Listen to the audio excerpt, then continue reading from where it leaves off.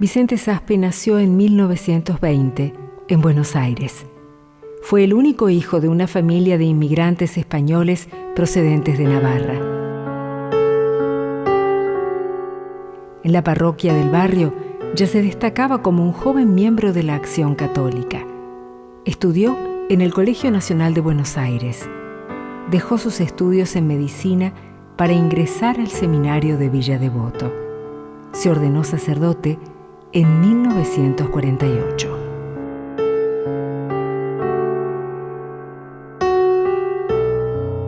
Y hoy esta misa la celebramos en recuerdo, en sufragio y en gratitud a Dios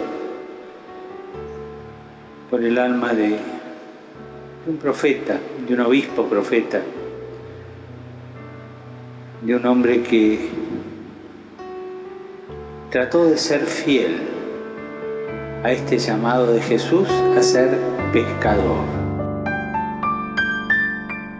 Como vicario de la Basílica de Santa Rosa de Lima, el padre Saspe fue un entusiasta animador de los jóvenes.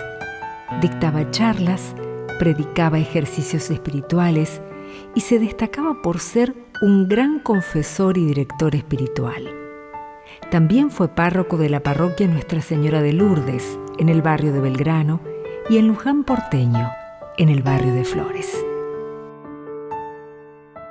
Y el adjetivo que, según mi juicio, le da más gloria a uno que quiere seguir de cerca a Jesucristo en el presbiterado o en el episcopado, es operario del reino, un trabajador del reino de Dios. Los invita a eso. Y Saspe con su sencillez fue eso. Preparaba su predicación con la misma sencillez y hondura con que alguno de los que está aquí presente me lo ha contado, con la misma sencillez y hondura con que barría la vereda todas las mañanas en su parroquia de Lourdes, en Belgrano.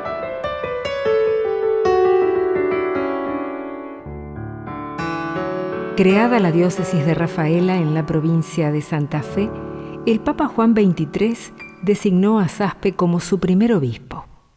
Tenía 41 años.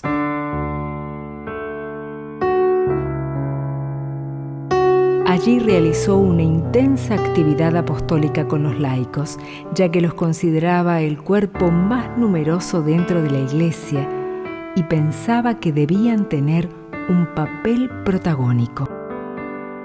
Pero lo que hace señera la figura de Saspe es que ese trabajar fue creciendo, hasta que Dios lo puso en una coyuntura difícil. Y Saspe dijo que sí al Evangelio, dijo que sí a la llamada de Dios.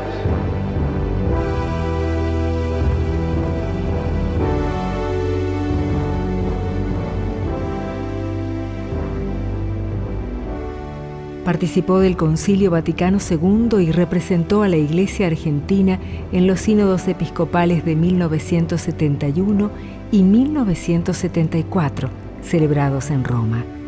Participó en las asambleas del Consejo Episcopal Latinoamericano que se realizaron en 1968 en Medellín, Colombia, y en 1979 en Puebla, México. Monseñor Saspe fue un obispo del concilio. Como arzobispo de Santa Fe, llevó adelante la renovación eclesial del concilio, animando y contribuyendo a la nueva evangelización. Creó nuevos organismos pastorales y movimientos apostólicos, promoviendo una mayor participación del laicado. Abrió una escuela para el diaconado permanente y en 1977 ordenó como diáconos permanentes a los 3 primeros hombres casados. Él se aferró al Evangelio, se aferró a las bienaventuranzas. Como dijo alguien de él, eso desde ahí, cuando muchos miedosos que buscaban contemporizar callaban, Él habló. Y cuando estos mismos, pasado el peligro, se animaron a hablar, Él calló. Profeta. Y habló nunca desde la política, nunca desde la coyuntura social, sino desde el Evangelio, iluminando la situación social, iluminando la injusticia que se vivía en cualquier tipo de mesianismo. Saspe era así, un trabajador del reino, un operario del reino. En 1973, Pablo VI lo designó delegado personal en La Rioja por un conflicto entre el obispo Enrique Angelelli y algunos de sus feligreses.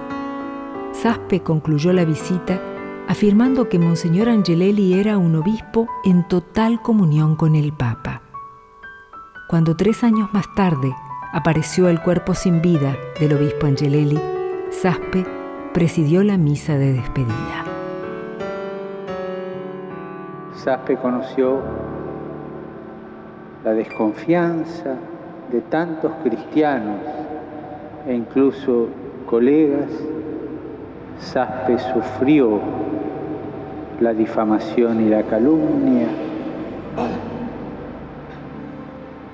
Y él hizo como Jesús, callaba, nunca se defendió, puso su defensa en el Señor. Y su figura señera en ese momento, referencial, no porque fuera de tal o cual política o de tal o cual teología, sino porque era del Evangelio. Esa figura referencial se fue apagando como se apaga la voz de los profetas cuando Dios quiere. Durante la dictadura militar, criticó la hipocresía de los grupos de poder. Visitó las cárceles y pidió por los desaparecidos. Él no callaba y advertía que había sectores a los que les molestaba que la Iglesia recibiera y escuchara a los obreros, a los familiares de los desaparecidos y de los detenidos sin proceso. Y en ese tramo final se pareció mucho a Juan Bautista. Sabía que se hablaba mal de él, estaba preso de las murmuraciones.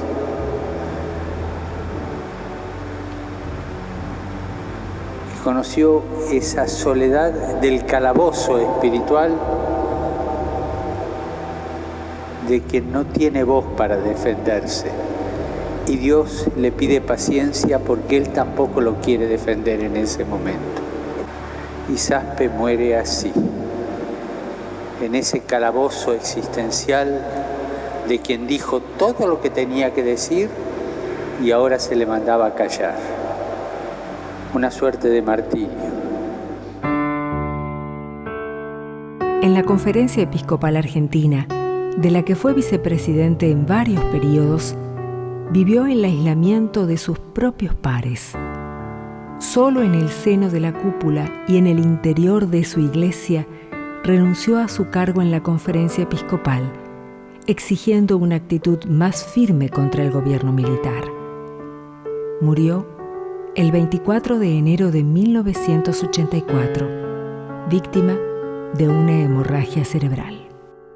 Yo le doy gracias al Señor que esta iglesia argentina, que siempre le tuvo miedo a la cruz y que siempre fue tentada de eludir la cruz, le haya puesto un obispo señero como este.